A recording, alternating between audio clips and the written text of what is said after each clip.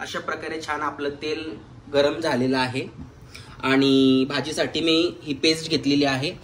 अद्रक, लसण, टोमॅटो, कांदा आणि 2 याच्यामध्ये मी काजू टाकलेले आहेत फ्लेवरसाठी. इकडे मी घेतलेली आहे शिमला मिर्च आणि याला काय म्हणतात तो बीन्स घेतलेले आहे. तुम्ही याच्यामध्ये गाजर आणि फ्लावर सुद्धा घेऊ शकता तुमच्या आवडीप्रमाणे. इकडे कोथिंबीर घेतलेली आहे. इथे मी घेतलेले आहे पनीर आणि काजू. इथे मी मसाले घेतलेले आहेत. यामध्ये वेगळे काही मसाले नाही आहेत. आपलं कांदा लसूण मसाला आहे, लाल तिखट आहे, थोडासा गरम मसाला आहे आणि कांदा. आता आपण तेल तपलेलं आहे आपलं. आता तेलामध्ये आपण टाकणार आहोत जिरा मोहरी. जिरा मोहरी थोडंसं तडतडलं की आपण त्यामध्ये घालणार आहोत कांदा.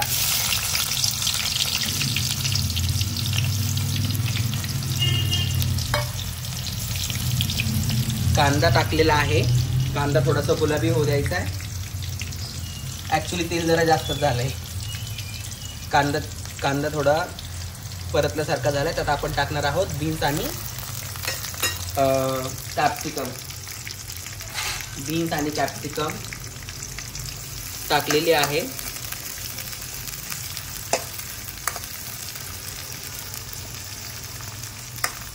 यामध्ये तुम्ही कॅरेट आणि जर फ्लावर टाकलं तर छान मिक्स व्हेज होते.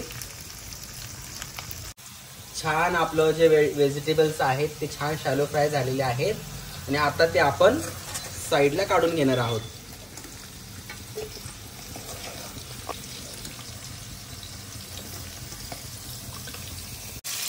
आता आपण त्याच तेलामध्ये ग्रेव्ही टाकली आहे. व्हेजिटेबल्स आपण थोडेसे शॅलो फ्राय करून बाजूला ठेवले आणि त्याच तेलात आपण ग्रेव्ही टाकलेली आहे. छान ही ग्रेव्ही तिला तेल सुटलं पाहिजे.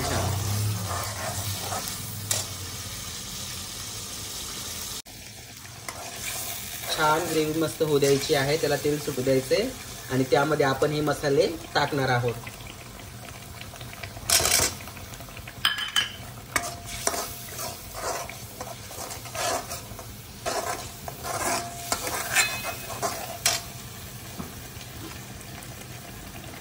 चवीपुरतं आपण मीठ घालणार आहोत.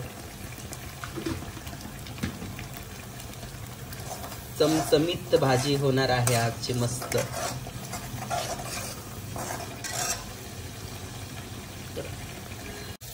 सुंदर मसाला आपला तयार झालेला आहे. ग्रेव्हीने तेल सोडलेलं आहे. आता त्यात आपण घालणार आहोत फ्राय केलेले आपले व्हेजिटेबल्स.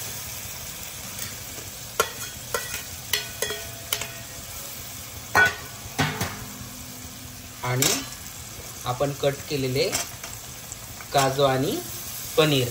ऍक्च्युली तुम्ही पनीर जर तुम्हाला फ्राय करून घ्यायचं असेल ऑइलमध्ये तर तुम्ही घेऊ शकता. बरेच लोक फ्राय करून घेतात पण मला आवडत नाही, त्यामुळे मी तेलात फ्राय नाही करत, मी डायरेक्ट टाकते. ऍक्च्युली पनीर मला आवडतच नाही पण आता बनवायला लागतं ना घरच्यांसाठी. जर नाही बनवलं तर घरच्या लोकांचे चोचले कोण पूर्ण करणार. थोडंसं तुम्ही पाणी टाकू शकता ग्रेव्हीसाठी. ग्रेव्ही तुमची त्यामध्ये थोडंसं पाणी टाकून आता याला आपण थोडंसं उकळी येऊ देणार आहोत. म्हणजे छान मसाला आपला हे होईल, शिजून होईल.